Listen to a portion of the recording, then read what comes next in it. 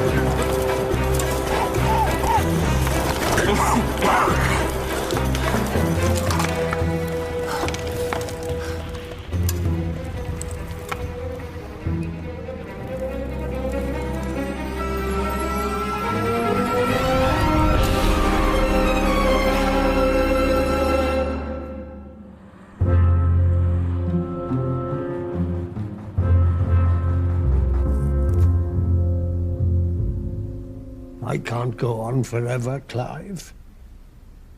It'll be all you wanted. All you ever worked for. They're already jockeying for position. Eden, Butler, Macmillan, you must get yourself up to the starting gate.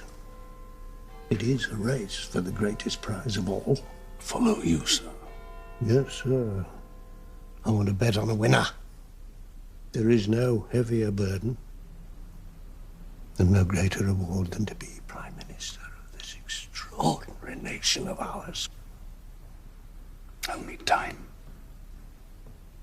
Time? Seize the moment. What's stopping you? What is it? Do you have the black dog too? He comes when you feel you can't go on. Don't let the beast near you. Following Mr. Churchill's election victory at the age of 76, people are asking who will succeed him as leader of the Conservative Party. Those in the know tip Captain Clive Trevelyan, DSO, and Member of Parliament for Exhampton, the Devon constituency on the edge of Dartmoor. Away from Parliament, Captain Trevelyan, bachelor and former Olympic skier, prefers his home, Sittaford House, to the bright lights and society life enjoyed by his ward. Well-known playboy James Pearson. There you are. You finally tracked me down, James. What's this? Hi, please. Sorry. Bring Mr. Pearson a cup of black coffee, would you? No, I don't want coffee. So, tell me what that letter means. What does it look like? It looks like a letter from you threatening to disinherit me unless I pull up my socks. Having taken you in, orphaned as you were in such sad circumstances, you have repaid my investment in your upbringing by wasting every opportunity and displaying sheer ingratitude, etc., etc. I didn't write it. Gentlemen, good evening. Could you give a comment on your meeting with the Prime Minister? The Prime Minister and I were simply having a drink together in our club. And what were you discussing? Cricket. Do you see yourself as Captain of England, sir? Well bowled, but no wicket. That'll be all, gentlemen. Thank you. Paddington Station, please. Clive! Clive! Clive! Clive! Come on! Clive!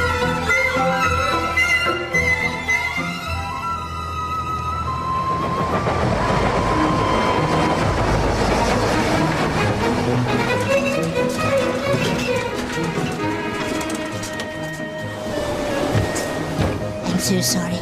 Have you seen a nephew looking for his aunt? Because we were supposed to meet under the station clock and he wasn't there. I think he may have got on the train without me, thinking I'd got on the train without him. It's Captain Trevelyan, isn't it? But my nephew's a neighbour of yours. Raymond West, the novelist. Really? Well, I never...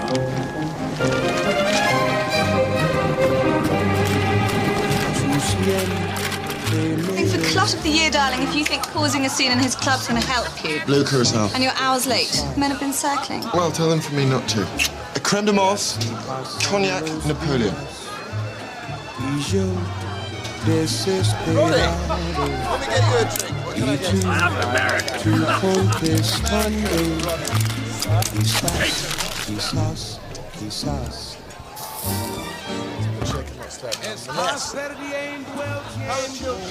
Thanks.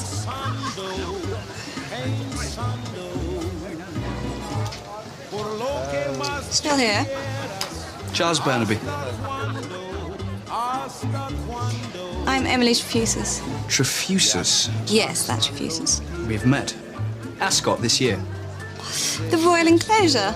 A friend took me. Hello again. I don't remember you. This is my fiancé, Jim Pearson. This is Charles. Charles? More jiggly. More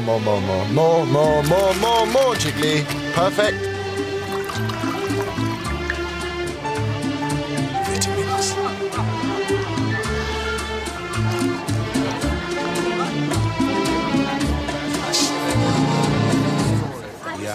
Vitamins. What's your name?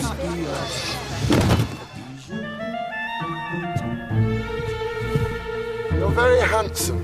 Isn't he handsome, Emily? Jolly handed too, I bet. Sitting room, sofa. I love you.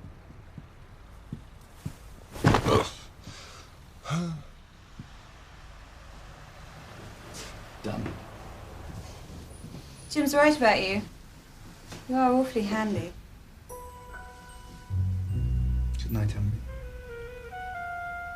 Good night, Charles.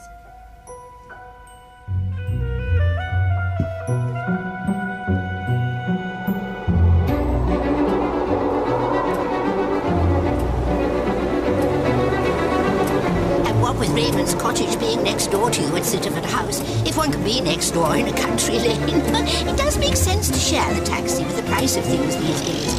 Oh, what a steep hill. Here we are. There's a key under a flower pot if he's not here.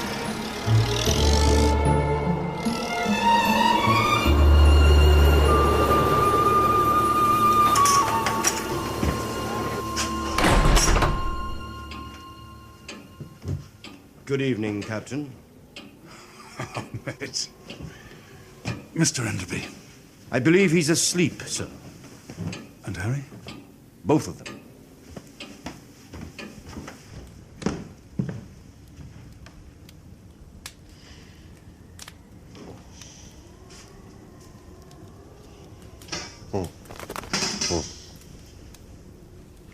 Oh. Must have dropped off. You must have. You're late. I dropped into the club. Ah, the papers are right then. What do you mean? You only go to the club if something's afoot. Discreet hugger-mugger about your prospects. How was your week? Well, all's quiet on the constituency front.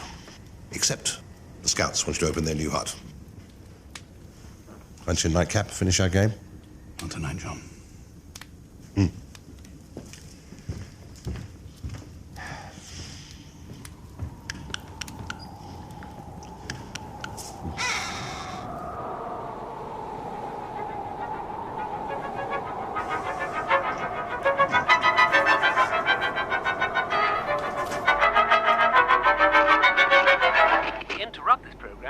Severe weather warning for the southwest.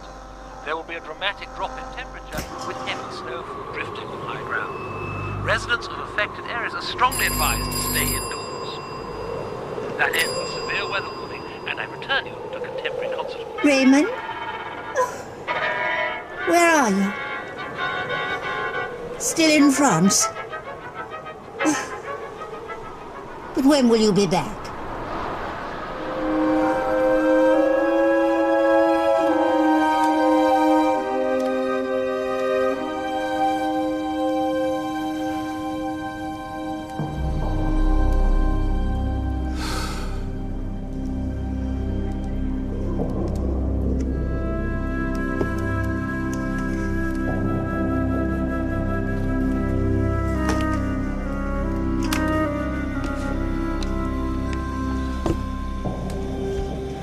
Final chapter.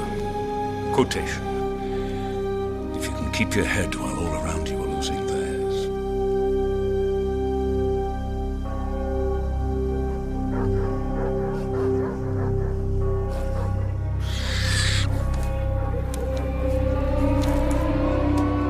trust and hope my dear parents would have approved the path I've trod through life.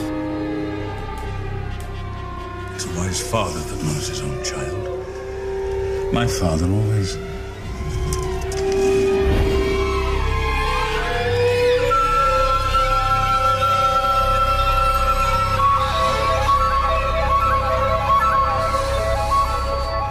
Let me rest, for God's sake.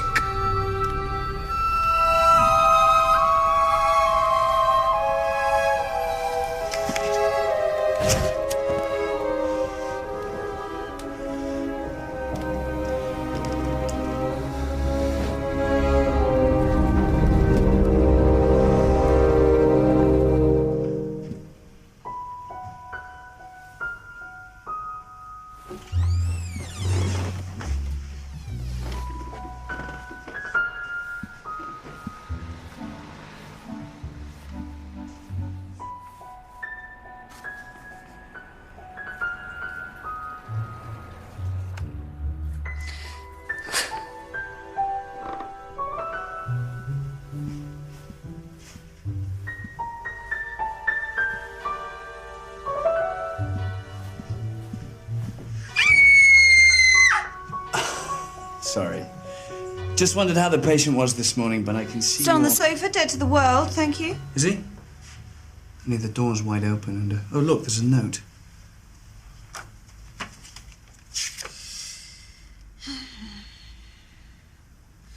Idiot. What's he done? Did I say he was brought up by Clive Trevelyan? Was he really? Trevelyan was his guardian. Anyway, yesterday they had this awful row. To make things worse, Jim's gone chasing after him. Where's he gone? Devon.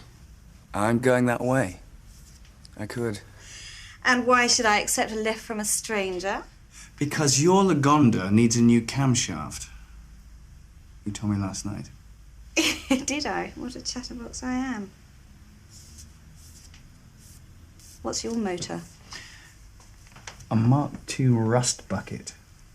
But it's outside now. It's got 4 wheels. And a working camshaft.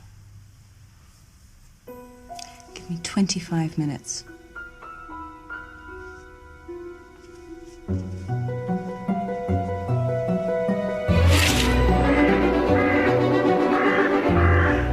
The prison bell rang last night. Another escape. I heard. The police made any progress at all about the break-in at the flat? Not that I know. Strange business. Well, nothing missing at all. I'm not so sure now. Someone sent James a letter on my London notepaper, supposedly from me. Very strange. Who's the Turkish delight from? It's from the Women's Institute. It's a thank you for your talk. Your favourite. Raymond West has been on.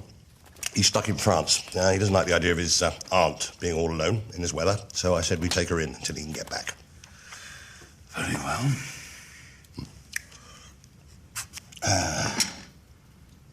Prime Minister's personal secretary called about what you discussed at the club last night. It was nothing. Right. I said you'd ring back anyway. I'm out all day. I need to be on my own to think. Where are you off to think? Up on the moor. I don't know. You're my political agent, John, not my damned nursemaid. Yes. Don't fuss. Yes. Yes. Sorry.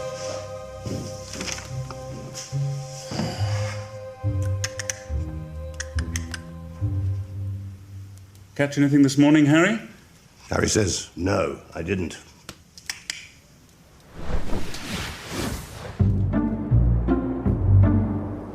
Well, that's the best I can do. I have to share a bathroom in the corridor? Yes, but we're the 3 Crowns ex-Hampton, sir, not the Savoy Hotel. Number 3, then, Mr. Zimmerman, and 8 for you, Dr. Vance.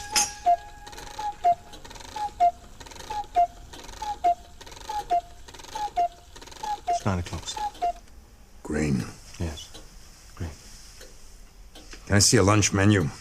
Chef's been in bed for 3 days with a tricky germ. I can do you some bread and cheese. Would you like me to take a little look at him?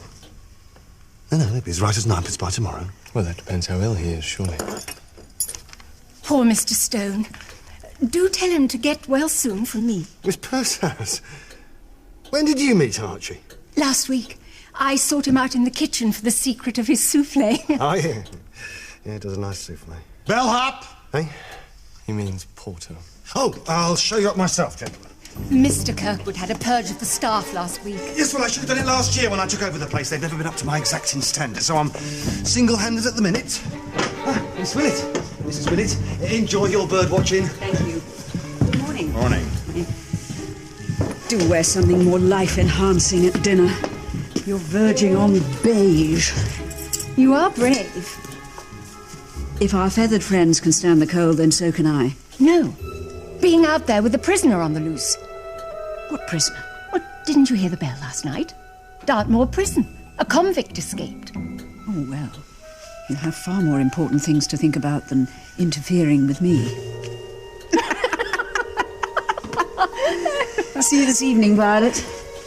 Don't mooch around all day. Find something to do. I'll try. Good morning.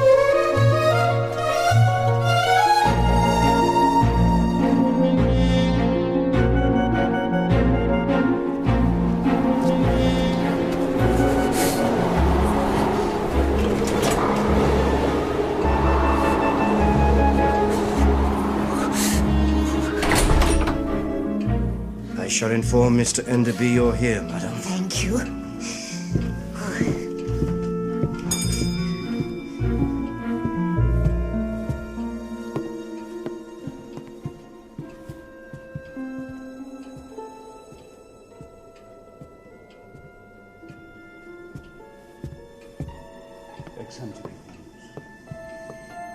Oh, good morning. I'm calling to confirm a reservation in the name of Airwell. Frank Airwell? Your very finest room. Just for tonight, that's correct.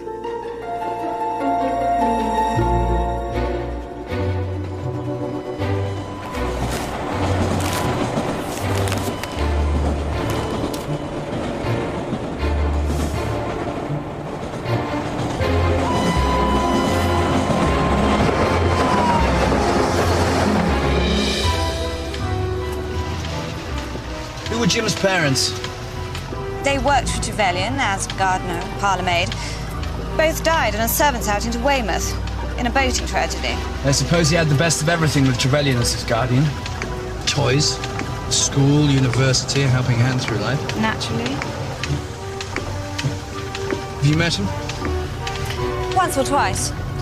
I used to be close to a neighbour of his in Devon before I met Jim. Raymond West, the novelist. I adore his stuff, don't you? I'll have Arkwright bring the car round. I'm driving myself. Oh, sure. Careful. Before you go, Captain, you're about the same size as Raymond in the arms. Would you mind?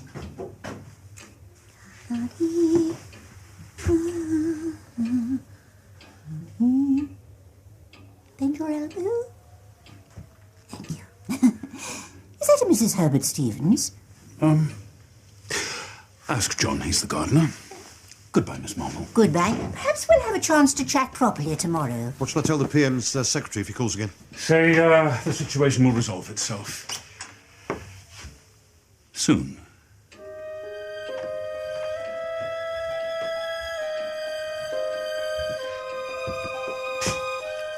You're a good chap, John.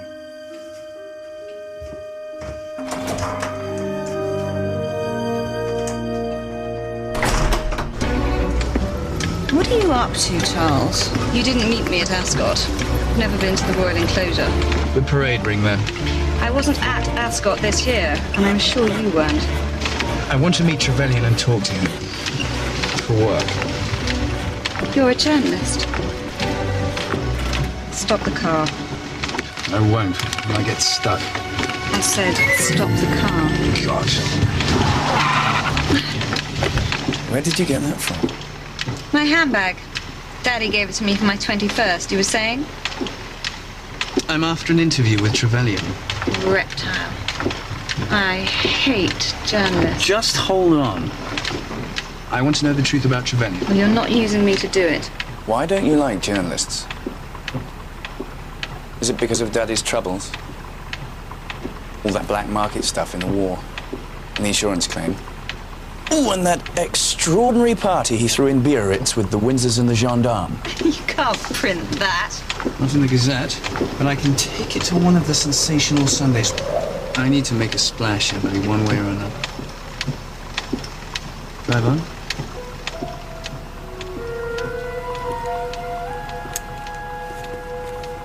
Drive on.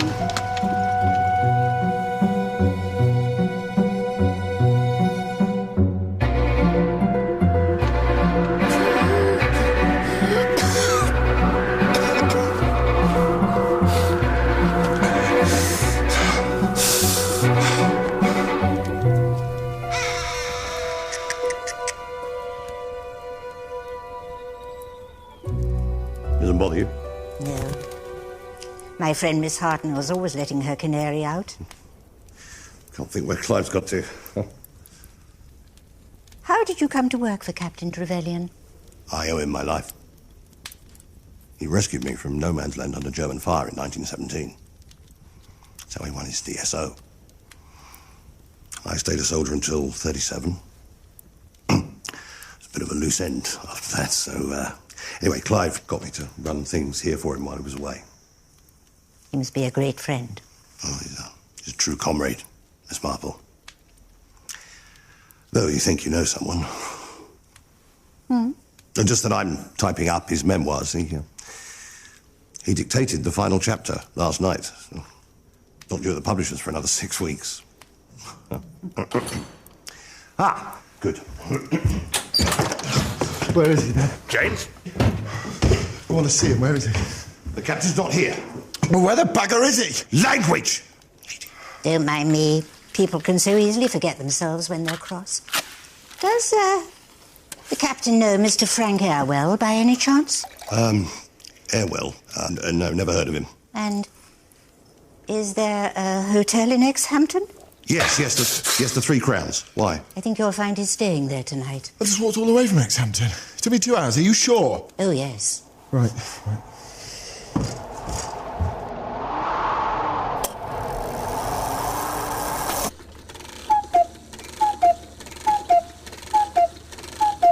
Captain Trevelyan, if only you'd given me some warning, you could have had my very, very best room. Mr. Kirkwood? Yes, Captain. Frank Airwell is a figment of my imagination. Eh? Ah. Avoiding the press. Precisely. Honoured to have you say so. And I hope it's the first of many.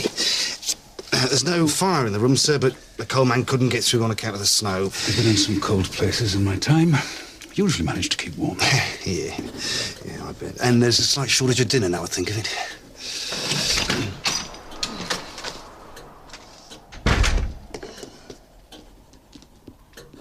Clive!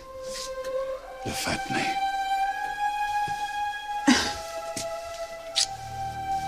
How are the birds? Oh, all flutter and plumage, you know. You're staying? Mm-hmm. How very exciting. I'll see you at dinner.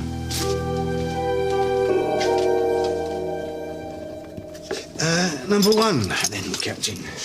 I'll just get the bags up.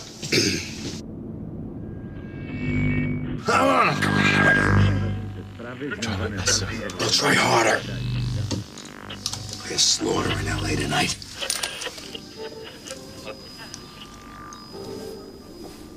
I want to smell the blood.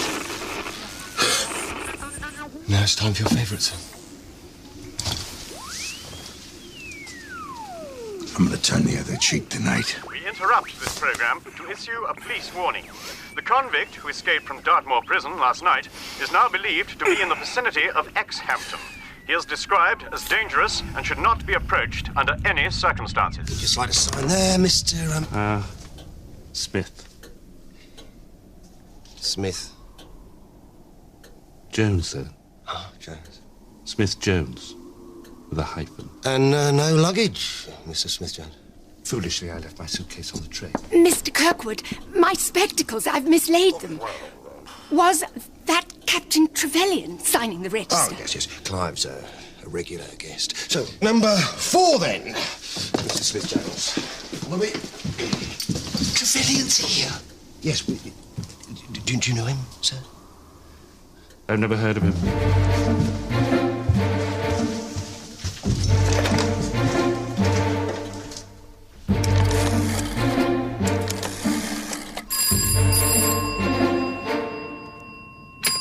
Sittaford House. Hello? Hello?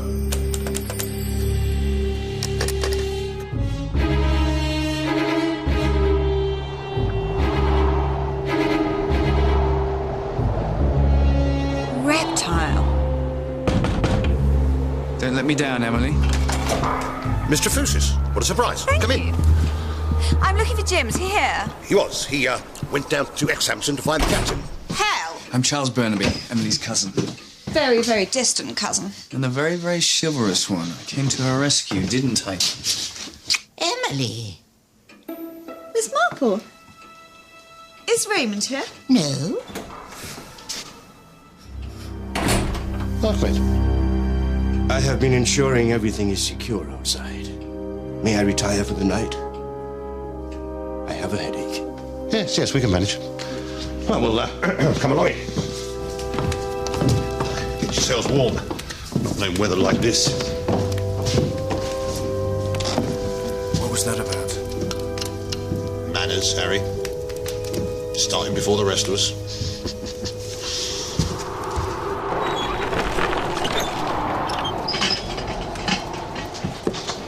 Oh, no more for me, Clive. You sure? Well, the merest soupçon. Oh, you're so persuasive. Miss Willett. No. She'll stick to water. Otherwise her face will flush, and that's not a pleasant sight, is it, Violet?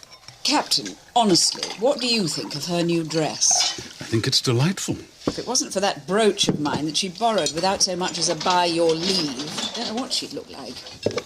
Not that it goes with her grandmother's earrings. Miss Purshouse, your usual table? Have you found my spectacles yet? Sorry, no. Have you checked the bar area?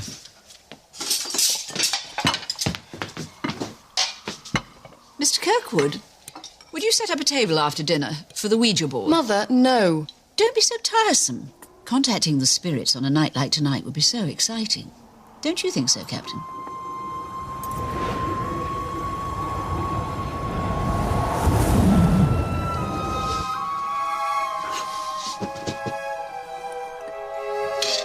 Why not? Why not, indeed? Shall I inform the other guests? Oh, do. Let us attune ourselves to the mysterious ether.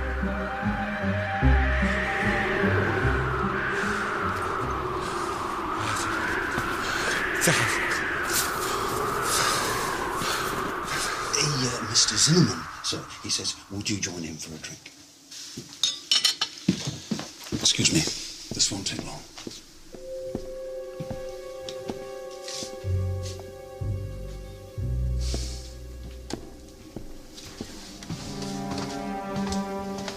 You've got a bloody nerve coming down here.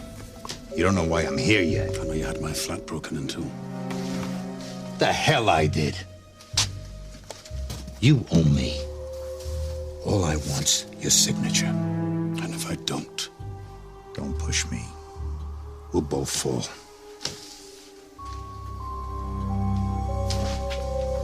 And what do you do, Mr. Burnaby?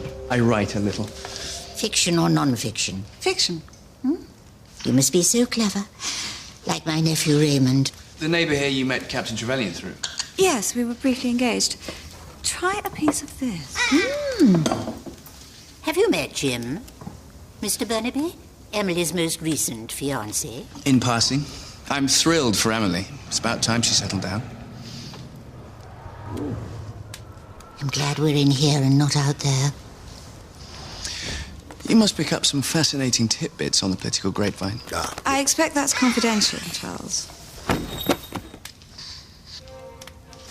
Harry.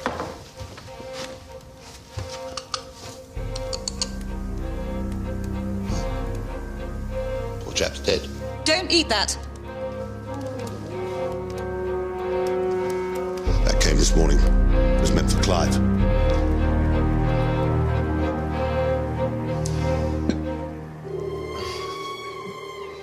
Impertinent wine from an insolent cellar. One has to hand it to Clive, though. He keeps some exceptional vintages up at the house. I was hoping to have tried them one day. What a beautiful blue. Just like your eyes, if they weren't brown. Oh, good. Come along, Violet. No. Don't go. I value your opinion. Yours, too. What would you do to a man who took in a poor little orphan boy and told him he was the apple of his eye? And then, just because he made a few mistakes with work and money things, threatened to cut the apple out of his will, and even denies sending the letter. What would you do to a man like that? What would you do? Who knows?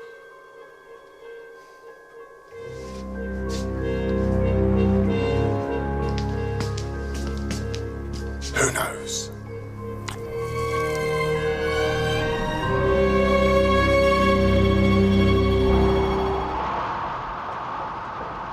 You don't really believe all this nonsense, do you? Hey, I knew a guy in Oakland once.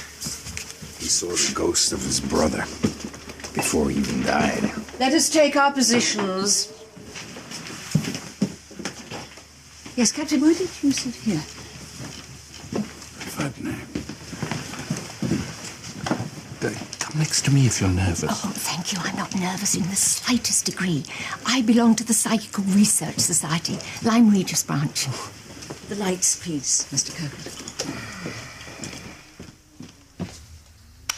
Let us make contact with the spirits. Are we all receptive? For what we are about to receive, may the Lord make us truly grateful. Is anybody there? Are we in the presence of a spirit?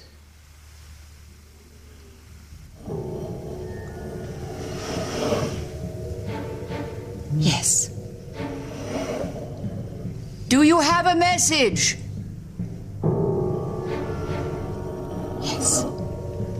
Spirit, what is the message? Spirit, what is your message?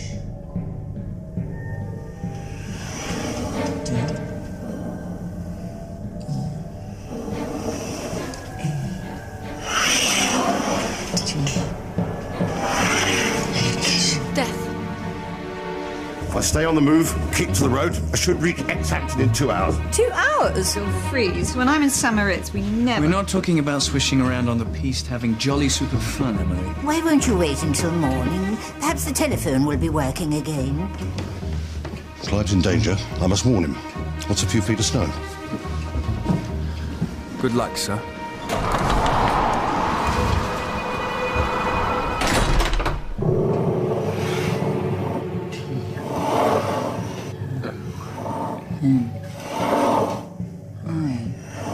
G-H. Tonight. Ask it who? Oh, God, no, please don't. You sure? I insist. Spirit, who will die? Speak.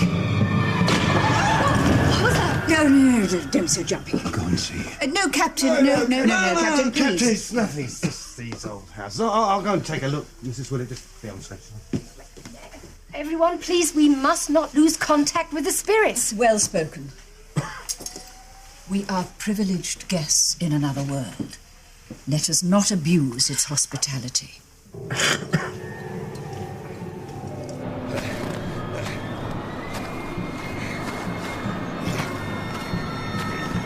Tell us who will die.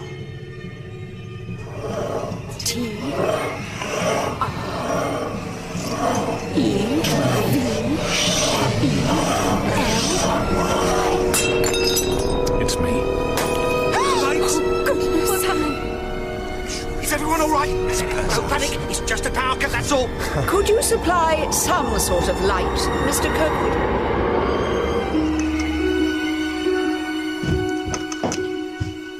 dead. What are you doing? I'm going after Enderby. I'm sure he'll manage. One hero's enough.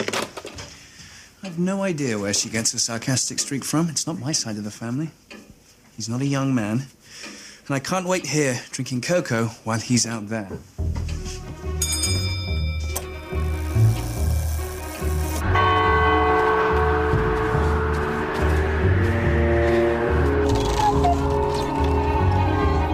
So I turn right at the end of the lane for the Exhampton Road, do I? And straight on. He's had quite a start on you. I'm pretty fit. I'll catch him up. Be careful, Mr. Burnaby. Bring the cocoa, will you? It's how the Turkish Delight came. It's postmarked Exhampton, and the forwarding address is the Women's Institute there. What about the note? It's plain, unheaded. For his recent talk on women at Westminster. Who sent it? Perhaps whoever broke into the captain's flat in London. Certainly someone who knew it was his favourite. Was Raymond terribly upset when I broke off the engagement? After he introduced me to Jim? Yes. But as I pointed out, his novels are full of that sort of thing, and much worse. Do you often call Cousin Charles Mr. Burnaby? If you must know, I met him yesterday. Through Jim, sort of. He said he wanted to help. He's a journalist. And all he really wanted was to get close to Captain Trevelyan. How unscrupulous. But rather clever, don't you think? That too.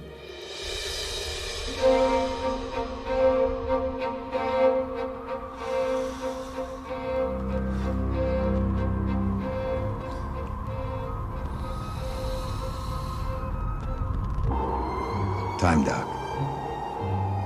I have to do this.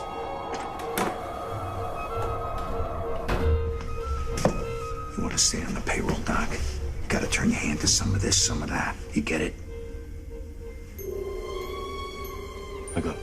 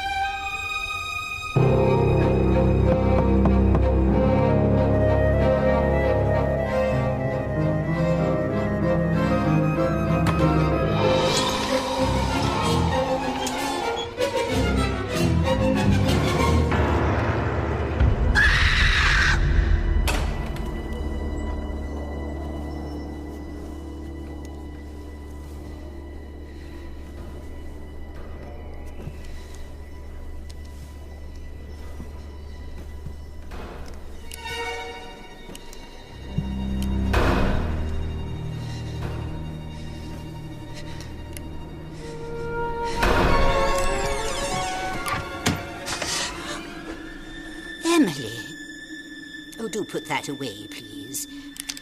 I was just closing the window. It's been banging like anything. If I was the nervous sort, I'd say there was evil in this house. The house is bricks and mortar. If there's evil, it's in someone's heart.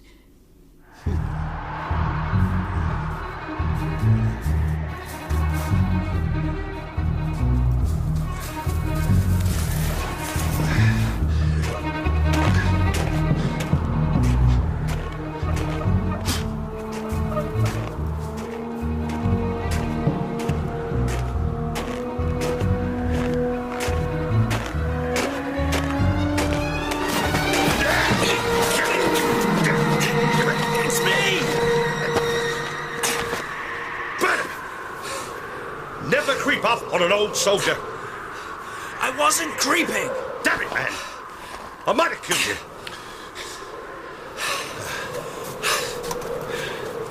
Come on.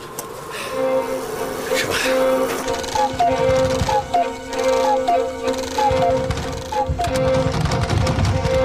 Yeah, all right. All right, I'm coming. I'm coming. Mr. Enderby. Where's the captain? Well, he's in bed, Mr. Enderby. Everyone is. What? Sir! Everything all right? Come back to bed, Archie. Keep your strength up. Chef, got a tricky germ for me.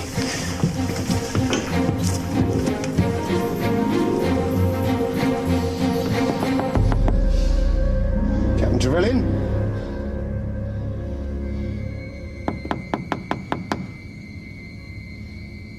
Captain Trevelyan?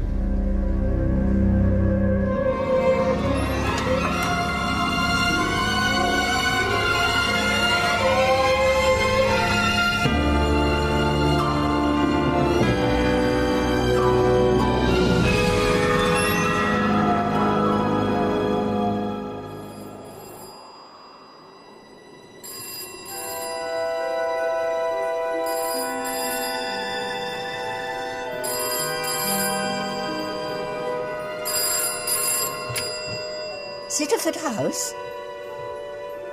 Yes, Mr. Burnaby. Oh, no. The poor man. No, I see. Thank you. Mr. Enderby. Mr. Enderby. Constable Narracot's sister says he's stuck in Plymouth. His sergeant's away on honeymoon and all roads to Exhampton are blocked. There's just no police. Well, that won't do. I was a special constable during the war. Will you accept my authority, Kirkwood? Good man. Right. When the guests get up, give them breakfast as usual. Then say what's happened. I must ask you to step out of earshot while I call Westminster and inform the powers that be of a national tragedy.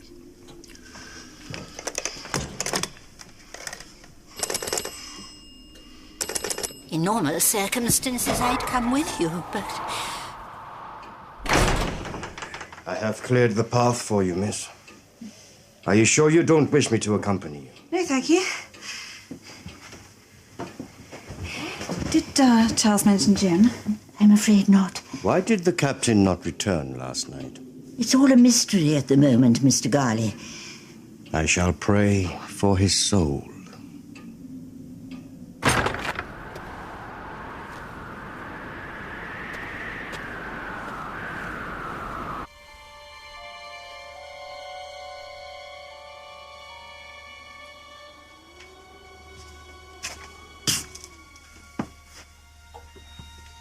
Look at this. It's a champagne glass. He had a visitor then. Though Clive never drank champagne.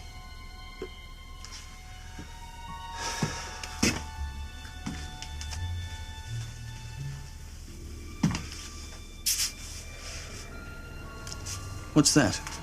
One of his Egyptian souvenirs. It's the scorpion he cherished most.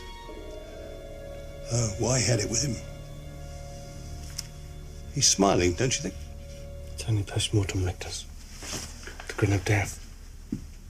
Was the window open or closed? It was closed. It was closed. There was no fire. The room was cold.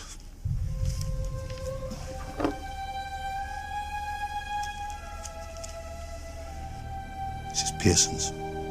He departed this life no earlier than 11, no later than midnight. Shall we, shift him into the garage while the guests are having breakfast? We should pack snow around the body to prevent leakage.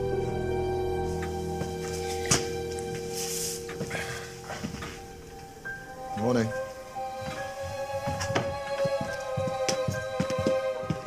The cards were right.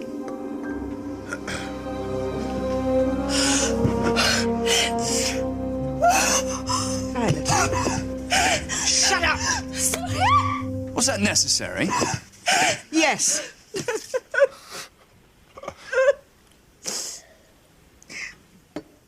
Poor man. It's such a loss to the nation. Let alone to those of us who were fortunate enough to bask personally in the warmth of his smile. Quite. This is yours, isn't it? Oh, yeah, so it is. Thanks. Where were you between 11 and midnight? Me? I was in my room. Alone? No, I was with a bottle of port. He as good as told Clive he'd kill him at dinner. I wasn't serious. Anyone else witnessed this threat? I heard him. So did Dr. Burt. This is madness. Sit down. You've no authority here. I've assumed authority. Let me go. Have it your way, then.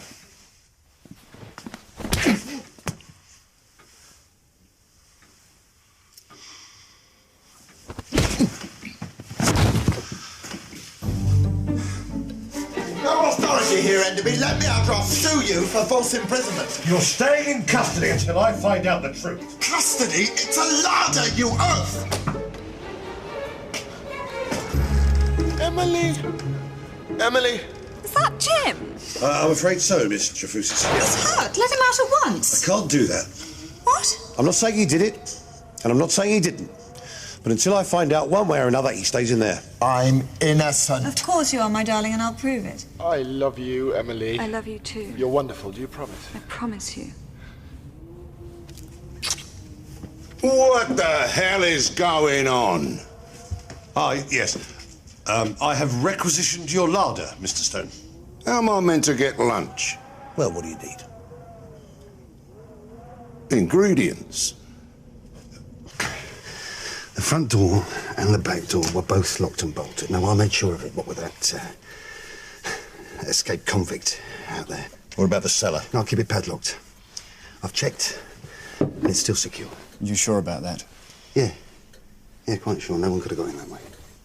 Then the killer was already in the hotel. One thing. I was doing my rounds and, well, I saw that Dr. Burt going up on the roof. Stargazing. I need a hobby with Mr. Zimmerman, so demanding. A personal doctor. He can afford it, and I can't afford not to. I refuse to join this National Health Service on principle. If you can't offer the doctor a shilling, then you shouldn't get ill. Did you have a good view from the roof? I could only see outside. Shall I attempt an autopsy on the deceased? There's kitchen knives. Nutcrackers could be handy. After that weird stuff with the Ouija board spooked me, I can tell you. The captain and I were in his room. We had business interests. Anglo-American Holdings. Heard of them? Well, I needed him to sign a document. Then we said goodnight, went to bed. Your room was on the same floor. Did you hear anything? Sure I did. A dame screaming somewhere. I certainly didn't hear a scream. Nowhere at all. Definitely nowhere. Why exactly are you staying here, Mr. Smith-Jones? I couldn't get in anywhere else. There is nowhere else in Exhampton. But honestly, no scream. There was a terrible scream. I opened my door to see, but without my spectacles. I'm almost certain I saw Mrs. Willett. Why are you in Exhampton, Miss Pursehouse? The air in Devon is so good for me, my doctor says. Better than the air in Lyme Regis. Well, there's more of it. Somehow. It was bad enough losing my bird-watching haversack on the moor earlier, and then Violet in that awful new dress that clashed with my brooch and those old earrings, and Mr. Pearson, and then the spirit foretelling Clive's tragic death. Oh, it was a dreadful day. Dreadful. I had to take a sleeping pill. So you slept through until the morning, then? Yes. Unfortunately, madam, he was seen in the corridor. Oh, no. I thought I got over that. Over what? Sleepwalking. Sleepwalking? Sleepwalking. Yes, when she's cold and when she gets upset about my father's death.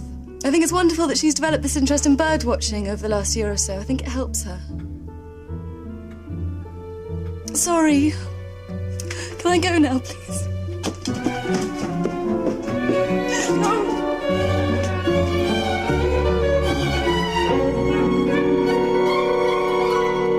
Champagne is most interesting.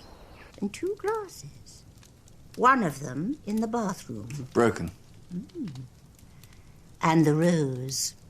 I wonder how long Miss Percehouse has been a member of her Psychical Research Society, Lyme Regis branch, where the air is so scant. Mind you, it would be easy to manipulate the glass to frighten someone present, wouldn't it? What rose, Miss Marple? When Captain Trevelyan went out to do whatever he did all day before arriving at the Three Crowns, he'd cut himself. Mrs. Herbert Stevens. Damn. The variety is not important. Though I do so like those fully double winter repeaters, don't you? But I gathered it was unusual for him to wear a buttonhole. He wanted to look his best. And champagne for two. Perhaps a woman is involved. A woman? Trevelyan? People are full of surprises, Mr. Burnaby, don't you agree? Well, he is a slippery customer. I wouldn't put anything past him. Cigarette, Charles? No, thanks, I don't. Did, Captain Trevelyan actually tell Mr. Pearson he had cut him out of his will?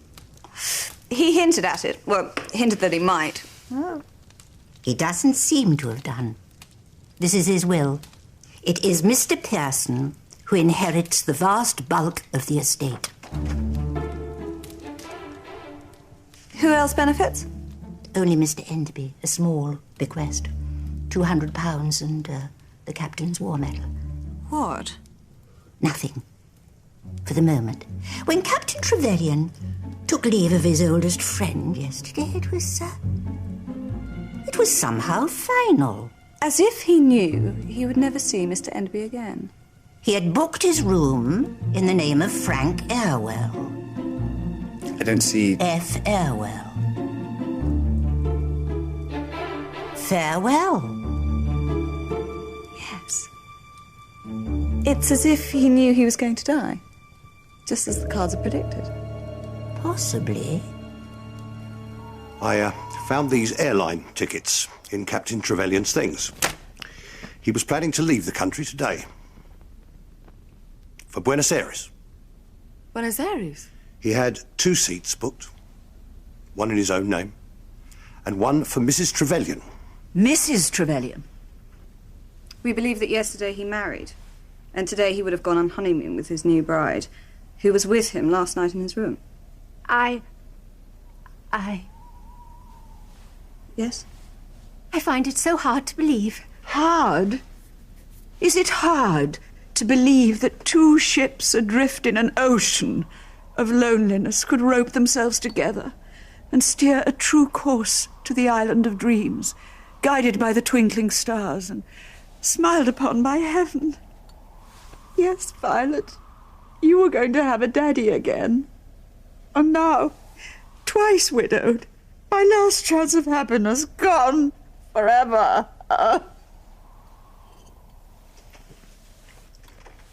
Excuse me.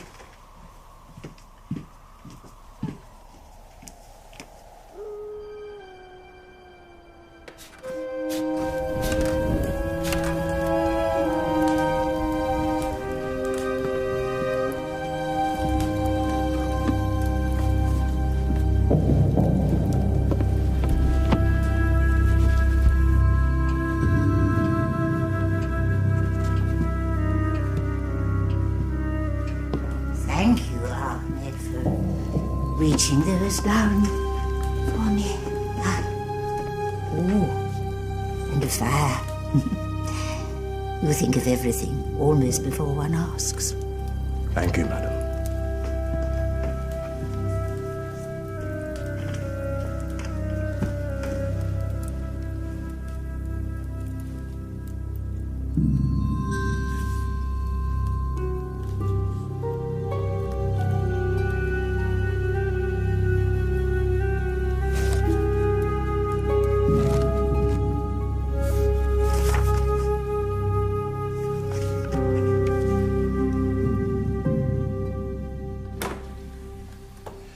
Here we go. Bathroom's through here, Mr. Thesis. I'm afraid the geezer's out of order, so if you want some hot water, well, I'll have to bring it up to you. Your cousin could put that screen between the beds for privacy. Thank you, we'll manage. By the way, do you happen to know if Mr. Zimmerman's a farmer? No, it's just that last night I heard him talking to that doctor about rams. Rams? No idea. Thanks for the clean shirt. Yeah, just what I mentioned. It's horrid.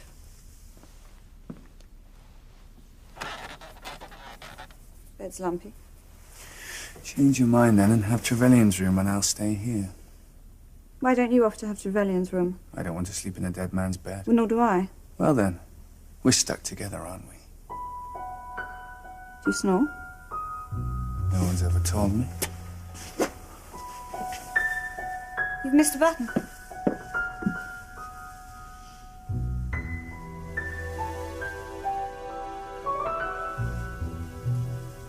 Have I?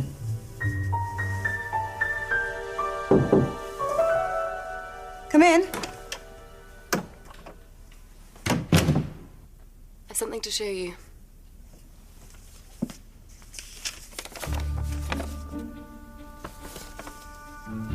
It's a marriage certificate. I'm Mrs. Clive Trevelyan.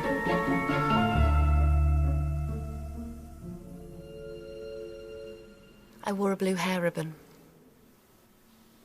Earrings, dress, brooch. Something old, something new.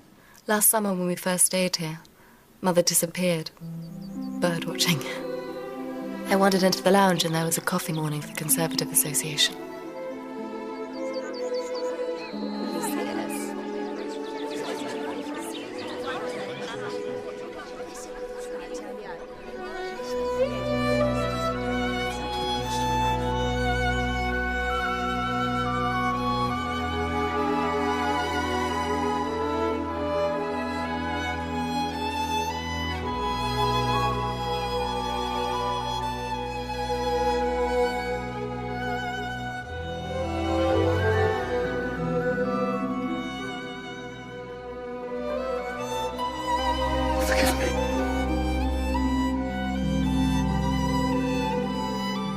What's your name?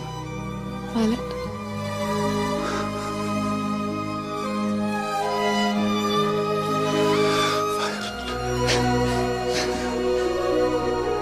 So very beautiful. Me. I once What? thought I'd never find happiness ever again.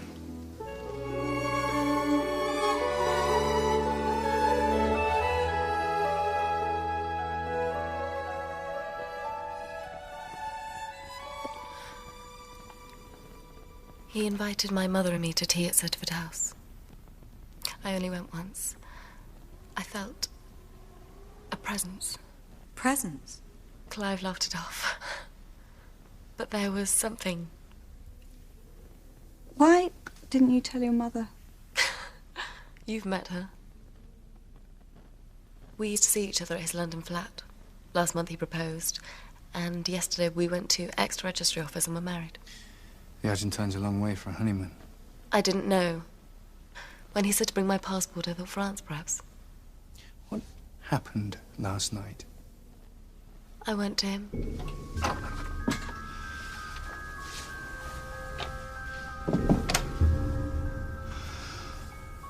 Beautiful wife.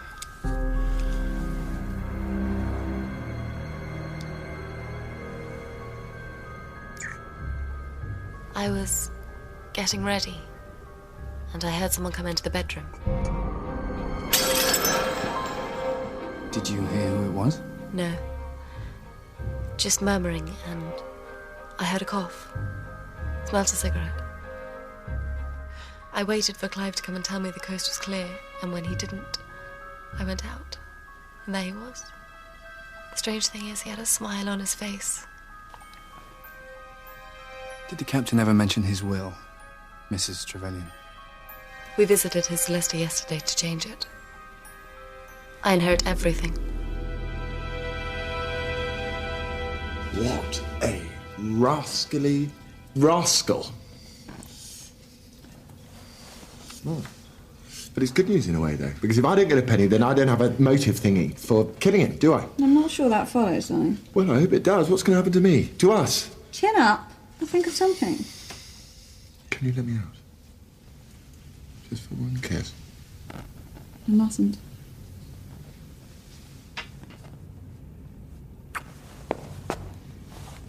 Sorry to disturb you, but have you seen the chef? Why? I want to make a complaint. About his custard. Do you understand women? No. Thought I understood men, but apparently not. What's your considered view of Elizabeth? Miss Pursehouse? I invited her to a concert next week, but she said no. Elgar? Well, he's jolly good. It wasn't that. She just doesn't seem to want to know me. What do you think I should do? I think you should start by telling me what you're doing here. Doesn't matter anymore. My name is Donald Garfield, an officially authorized Whitehall dirt digger. Trevelyan could have been Prime Minister, so I was ordered to sniff out any skeletons in his constituency cupboard.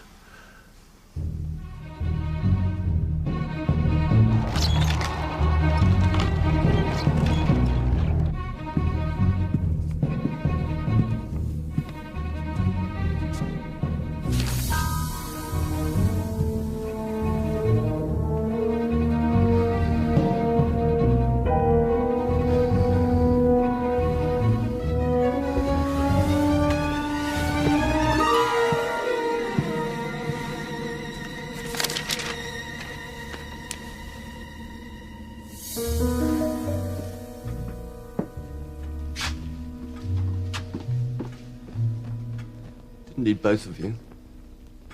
Not that your company is in any way unpleasant, Mr. Fuses. What do you want? I have some information. Well? I need you to lend me some money. On a permanent basis. If you've information, Doctor, then I think... It's £1 between friends, eh? I hope it's worth it. I always give good value. I wasn't stargazing last night on the roof. What were you doing? Getting news of slaughter in Los Angeles. Rams drawing blood. The balmy blue skies here in sunny Los Angeles, where the Rams have got the Yanks in big trouble.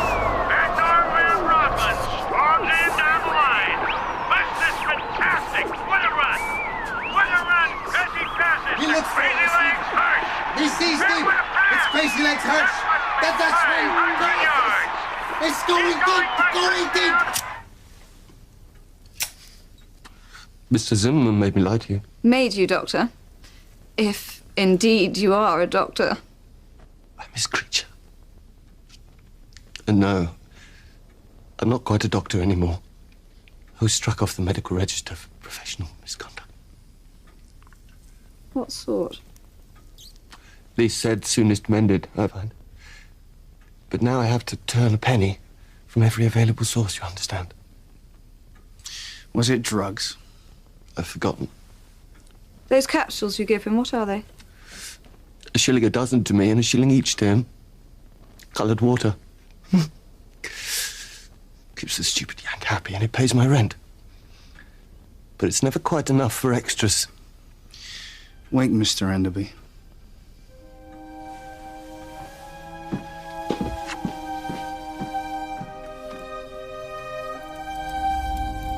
And so it was that in 1926, I prepared to embark on a journey to the mysterious land of Egypt.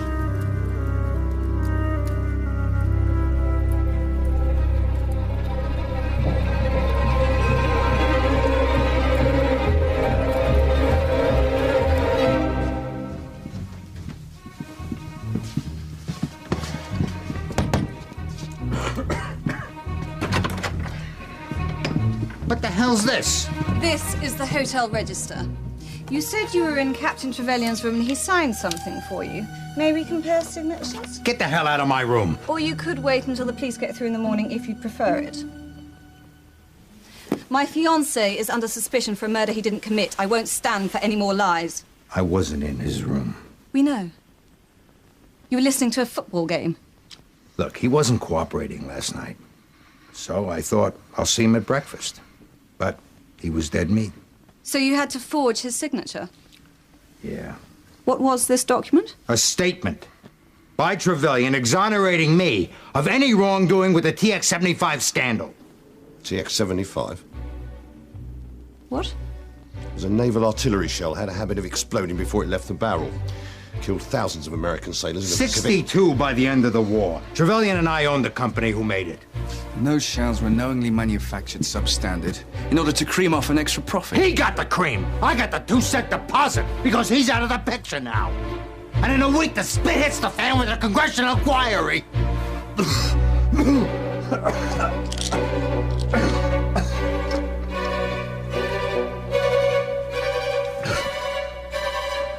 Buenos Aires is a wonderful honeymoon spot. No extradition treaty. Enderby! Enderby, dear boy, come here! Don't! You're very noisy today. What do you want? Please, tell Mr. Enderby that I would like to confess, please. In your own words. That moved the glass that spelled out death to Trevelyan. I'm not interested in your mumbo-jumbo parlour game nonsense. I want to know who killed Clive. Well, not me. I didn't inherit anything, do I?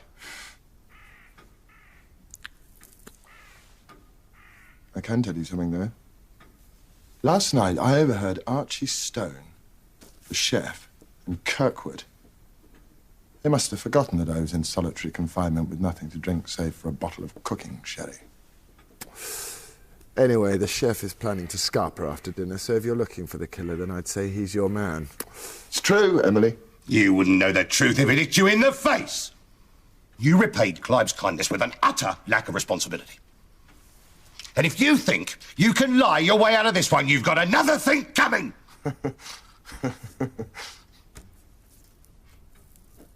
Hey, Jim overheard them. Stone's making a run for it tonight. Charlie doesn't believe him, of course. I didn't say that. Do you, Emily? What a silly question. Of course I do. You must be exhausted, the pair of you, and freezing. I'll heat some soup. Oh, I'm going to go and change. That place is dreadfully dirty. Coal dust in the register. I think she's having second thoughts about Jim. Oh. I suspect he did overhear something, but perhaps it wasn't what it seemed. No, I meant... Second thoughts about them? The engagement, you mean? Yes. And of course I feel sorry if that's upsetting, but I can't help. I've never met a girl quite like Emily. I doubt she's ever met a young man quite like you. I know it was a rotten trick the way I got myself into this, but I can honestly say I've stopped worrying about Trevelyan. It's Emily that matters now. 17th of May, 1927, Cairo. Stifling, but then I'm stifled in England. Lack of funds, though I have met a chap who needs a favour on the quiet. It was between the pages. He could be the answer to my problem. Look at this.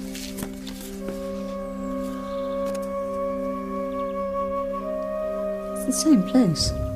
It's a woman, isn't it, next to him? I wonder who she is and what she meant to Trevelyan. British afternoon tea. Great tradition.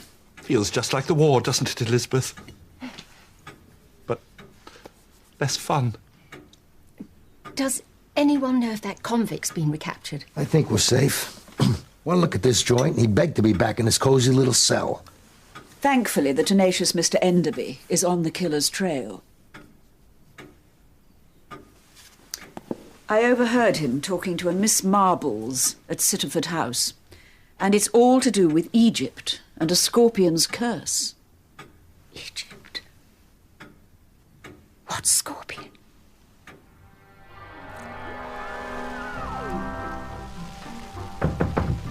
Mora, what's the mystery, princess? Just leave it outside, Mr. Kirkwood, please. I said leave it outside. Charles. Thank goodness for the bubbles. Goodness. time you should be outside if Stone's going to make a run for it? 5 minutes. Need to make some notes for my scoop. You don't think Jim's lying about Stone, do you? No. So tell me about your family. Brothers, sisters? Oh, only child, West Norwood. Mother died when I was 3. And your father? They separated early on. I never knew him. He only died recently, I heard. Be an angel and pass me the loofah, would you?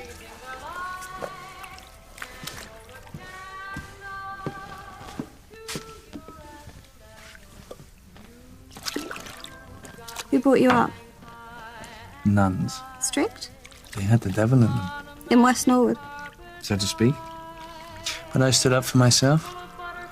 It was they who said that we should confront the devil. So I did. Gave them hell. You need hot. Leave it, I'll do it.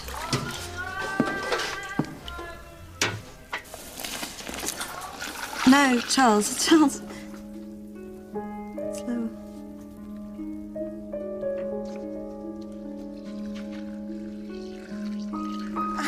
Like that? Perfect.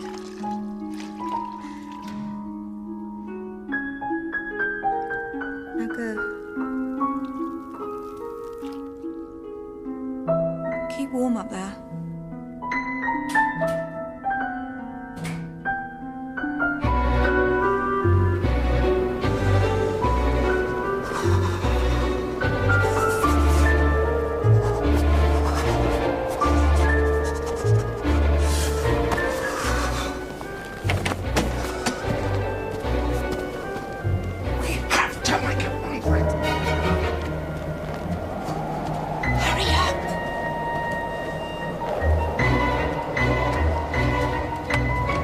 Drive like the wind, darling. The murder squad will be here by morning. Your chef has just run off with one of your guests and you don't care. I'm beyond caring. Mr. Fuster says, can you meet her in room 1, Captain Trevelyan? Oh, and have you seen the doc? It's just a... Mr. Zimmerman can't find him.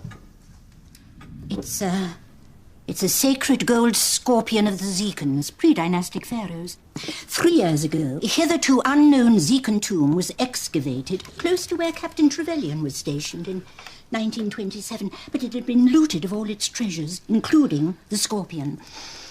Your friend was an ambitious young man, and he would have needed money to establish himself in the political world. A great deal of it. Do I shock you? Sadly, Miss Marple, no longer, no. But what's the scorpion to do with Clive's murder, however he acquired it? Well, it brings a curse on those who would disturb the dead king. You don't believe that? No, hardly, Mr. Enderby. Perhaps the killer hoped we would. Of course, Mr. Ghali is the person to ask about Egypt. Ahmed Ghali and his accomplice.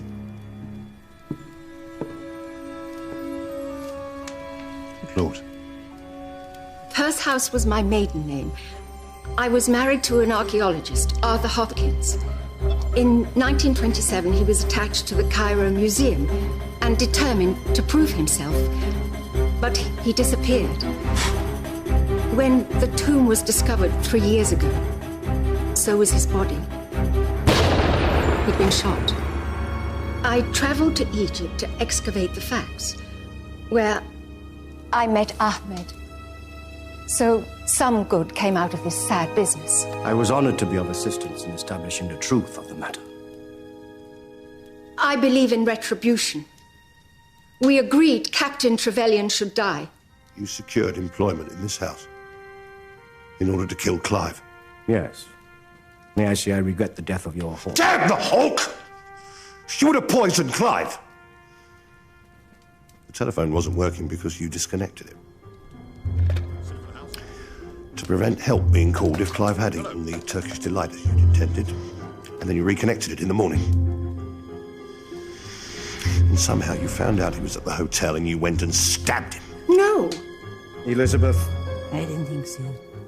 Mr. Ghali had no idea the captain was at the 3 Crowns, though you saw him there, much to your surprise. Yes, I tried to telephone Ahmed, but of course the line was dead.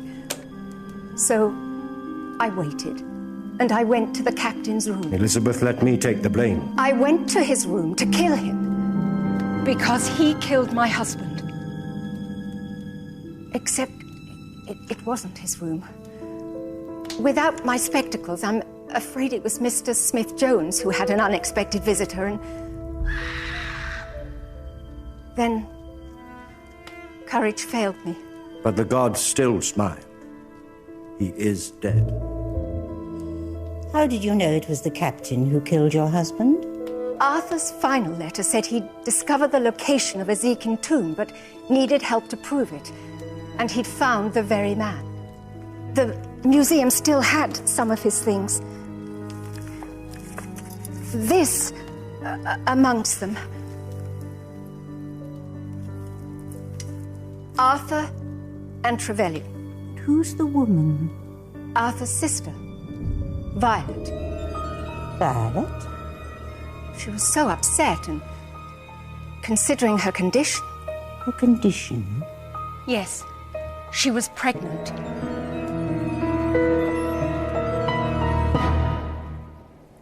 So we're in his room?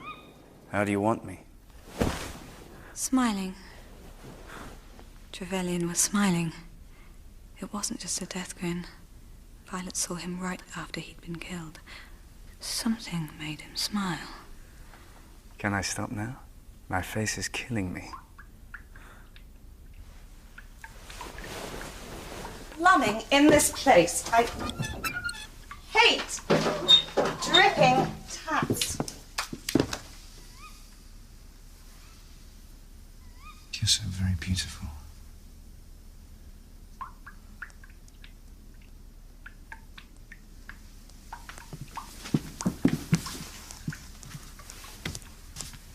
Something up here.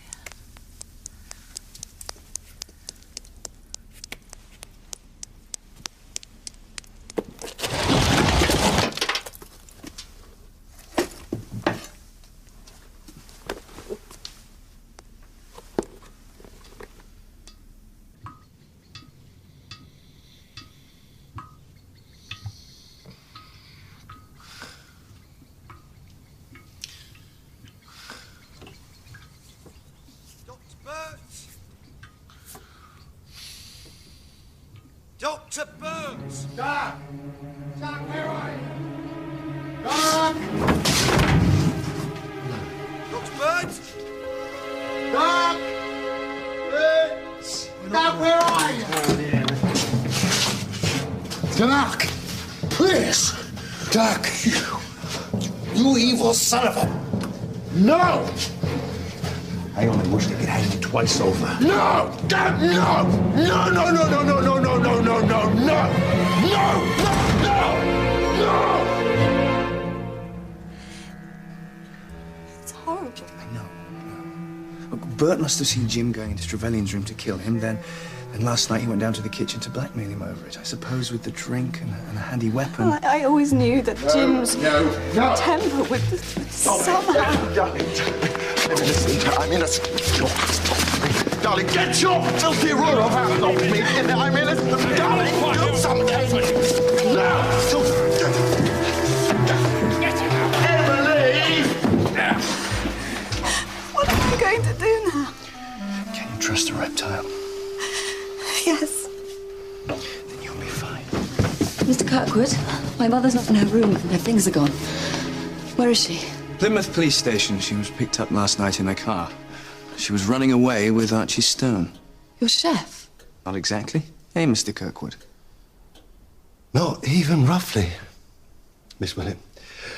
Archie Stone. He's my cousin. His real name's Harold Wells, number 46329, frequent guest of Her Majesty at Dartmoor Prison. He and your mother met when he was last outside and couldn't keep their hands off each other, so to speak. They got me to buy this place a year ago, so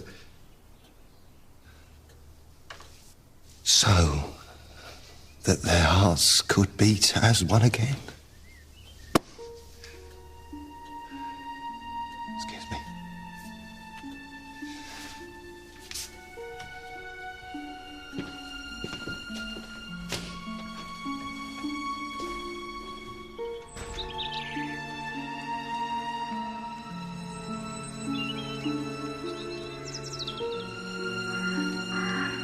Mr. Kirkwood and Mrs. Willett have been charged with aiding and abetting.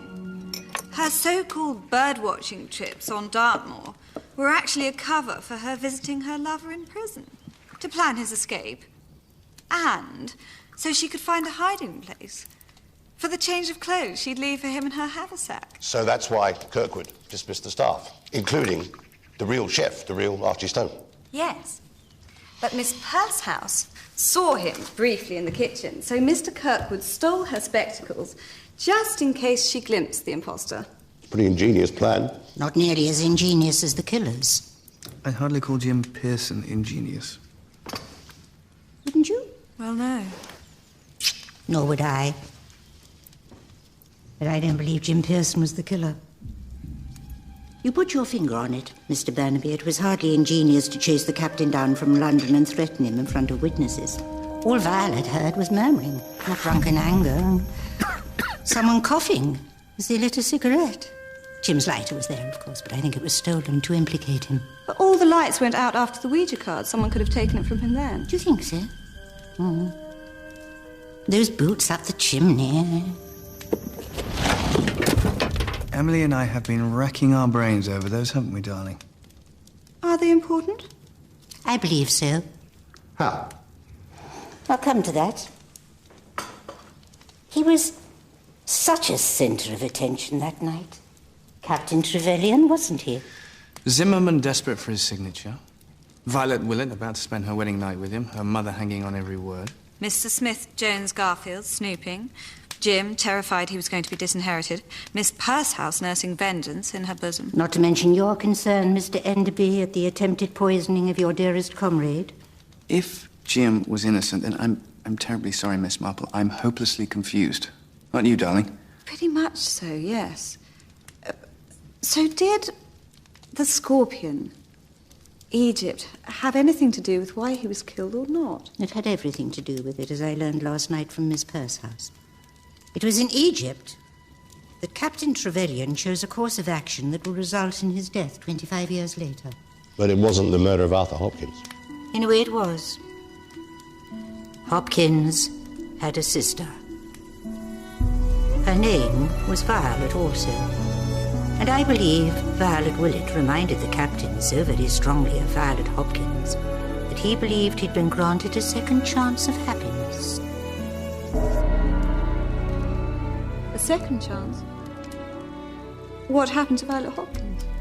Having killed her brother, the captain chose to abandon her and return to England, knowing she was pregnant with his child. Her family disowned her and threw her out on the streets. She died 3 years later, worn out by sickness and poverty in the squalor, the Cairo slum. What happened to the child? The child grew up intelligent and resourceful, Emily. Most ingenious. But he carried inside him a deep hatred of his father and a burning desire for justice. He? That's why he came to Sittaford House. It was you, Charles. It was you who broke into Clive's flat and took a sheet of his notepaper to forge that letter to James. Not only did you plan to kill your own father, but you were determined to implicate James, who'd been handed your birthright. How frustrating for you to find the captain wasn't here when you arrived. If it hadn't been for the attempted poisoning and Mr. Enderby setting off through the snow to Exhampton. But it took 2 hours to get to Exhampton. We arrived together at about midnight. The captain had only been dead for, no longer than an hour. You would have noticed the skis when you settled in your room here. Skis? It might take 2 hours on foot and in the snow to Exhampton, but with skis it's downhill all the way. Those boots were ski boots. Before you so bravely decided to accompany Mr. Enderby, you threw what you needed out of the window, but neglected to close it in your haste, which later gave Emily and me a rather disturbed night. I'm pretty fit. I'll catch him up. Of course you would. After you'd killed the captain. I am right, aren't I? You retrieved the skis and the boots, and once you'd put them on at the top of the hill, you were ready for murder. Must have been beautiful.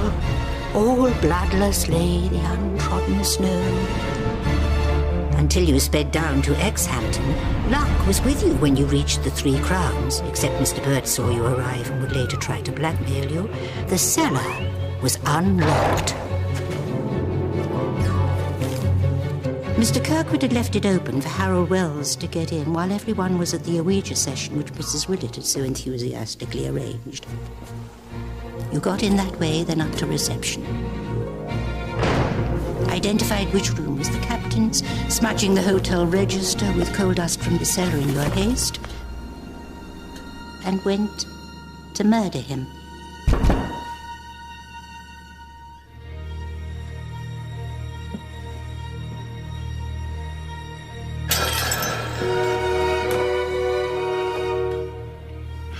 Who are you? It's a wise father that knows his own son. I knew one day.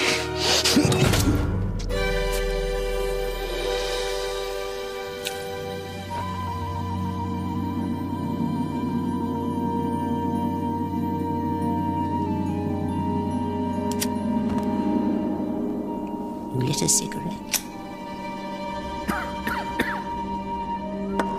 Not a smoker yourself, you couldn't help coughing with Jim's lighter, which you must have taken from him in London, and placed the scorpion as a finishing touch. Then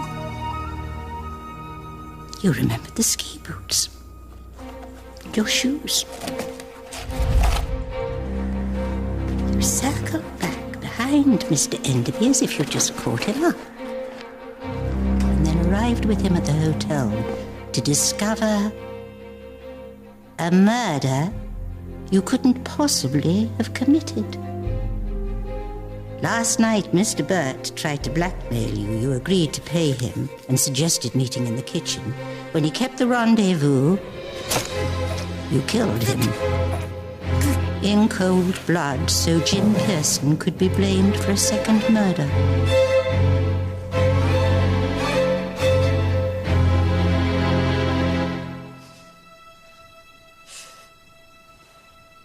Pretending to be a journalist was such a clever way of explaining your interest in the captain. Where did you learn to lie so well? Somewhere between Cairo and here. Where did you learn to kill? I was in the Legion. The Foreign Legion. There were nuns, Emily, but not in West Norwood.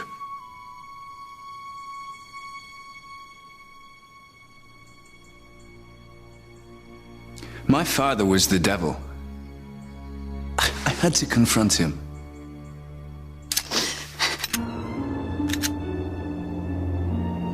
All the sins in the world were his. And now he's gone. And we can live again. You understand? I hope you hang.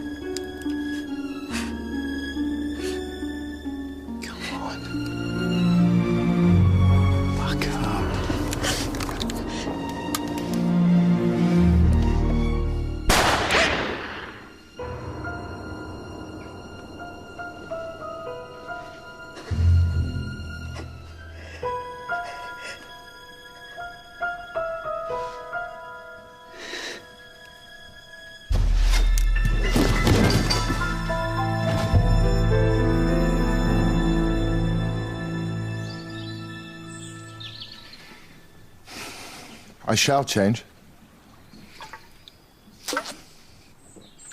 And become a forgiving sort of chap. And I am 100% prepared to forgive you for ever thinking that I could become a killer. And I'm more than happy to take you up the aisle. Jim, I've made other plans. We both have, and they don't involve men, sadly. Ready? I'll send you a postcard from Buenos Aires.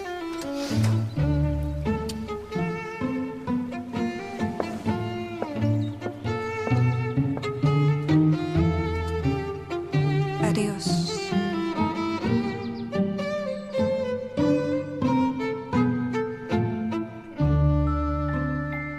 He wasn't evil. Not like Charles Burnaby. Charles was never loved, except by his mother. So briefly. Captain Trevelyan was adored. Violet Hopkins, Violet Willett. And his friends? Do you think he loved them?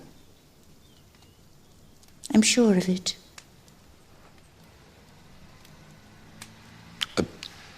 Sounds like your taxi, Miss Marple. I'm pleased Violet wants you to stay at Sittaford House.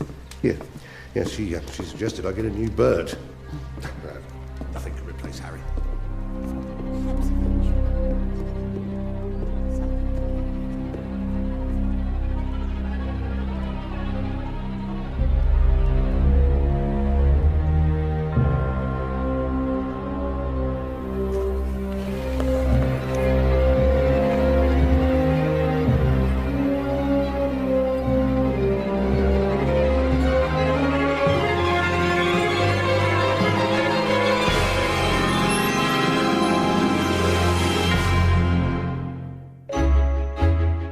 Brand new spine-tingling drama next Sunday, starring Sarah Parish, Paul McGann and Mark Benton. A school reunion leads to passion, intrigue and murder. If I Had You, next Sunday at 9. Well, back to tonight and after the news. Next, the Bible and the Magna Carta. Just 2 of the 12 books that changed the world. That's at 11:10.